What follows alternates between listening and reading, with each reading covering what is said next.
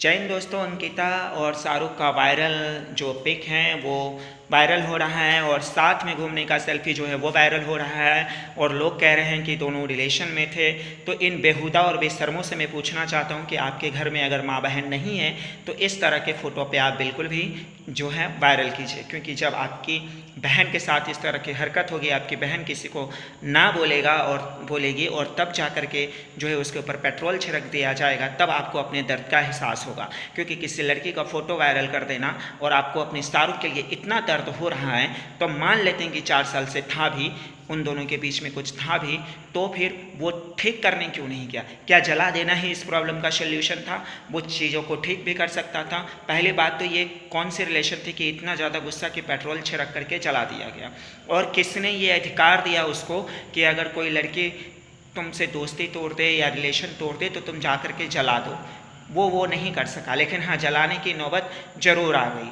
इसका मतलब उसका कहीं ना कहीं कोई ना कोई आतंकी से जरूर संबंध है, जिसको वो इस तरीके से अंजाम दे रहा था। मैं धार्मिक नहीं कर रहा है इसको, लेकिन कहीं ना कहीं ये चीज़ है कि वो उस लायक था भी नहीं और अंकिता ने उसको छोड़ करके बहुत सही किया। अगर अंकिता थी तो बाय द वे मुझे लगता नहीं है कि ऐसा कुछ था, जैसा कि अंकिता के परिवार वाले कहते हैं कि वो फोटोशॉप किया गया है। और अंकिता के पड़ोसी ने भी बताया कि उसके पापा ने एक दिन पहले बोला था कि बेटा, जो लड़का आपको तंग करता है उसके लिए हम पुलिस में कंप्लेंट करेंगे। कोई भी लड़की अगर किसी के साथ रिलेशंस में है तो वो कम से कम उसको समझाएगी, उसके खिलाफ अपने पापा को पुलिस कंप्लेंट करने के लिए नहीं करेगी। अगर उसको दूर जाना है तो वो उस लड़के को बोलेगी कि मैं इस वजह से नहीं रह सकती आपके साथ, तो वो किसी को नहीं बोलेगी, किसी और को नहीं बोलेगी। तो पहला पॉइंट ये है।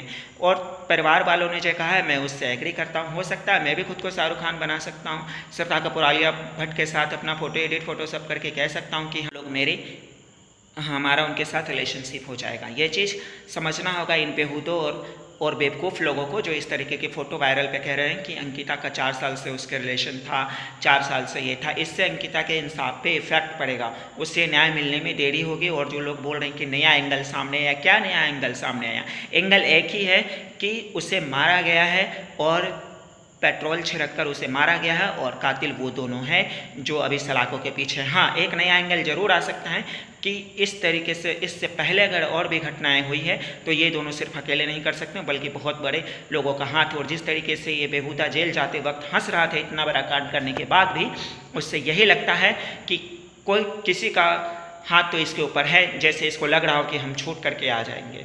और सिस्टम तो कैसा है वो आप जान ही गए। रिम्स में उस बच्चे को भर्ती कराया गया, लेकिन वहाँ से दंगाइयों के लिए दिल्ली तक के लिए एयर एम्बुलेंस मिल गया, लेकिन एक पीड़िता लड़की, मिडिल क्लास की लड़की अंकिता के लिए सरकार के पास इतना पैसा नहीं था कि उसको रिम्स से वहाँ भेजा जाए।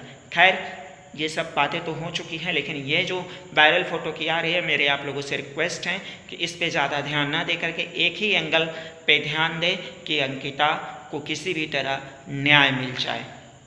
मैं जानता हूँ मैं वहाँ नहीं पहुँच सका, मैं नहीं कर पाया, अभी मेरा बजट उतना नहीं है कि मैं हर जगह जा कर के, लेकिन एक भाई होने के नाते मैं इस दर्द को समझ सकता हूँ कि किस हद से उनके परिवार गुजर रहे होंगे। मेरे भी घर में बहनें थी और अभी भी हैं, तो हम समझ सकते हैं कि किस दर्द से वो लोग गुजर रहे होंगे जब किसी की बेटी उनके आंखों के सामने इस तरीके से मौत हो जाए। तो मैं यहीं से, और जब तक अंकिता को न्याय नहीं मिल जाता तब तक मैं आप लोगों से प्रॉमिस करता हूं कि अपने वीडियो के माध्यम से सिस्टम का हो, चाहे कानून का हो, चाहे जैसे वो शाहरुख खान हो, उसकी मैं धज्जियाँ उखेरता रहूँगा।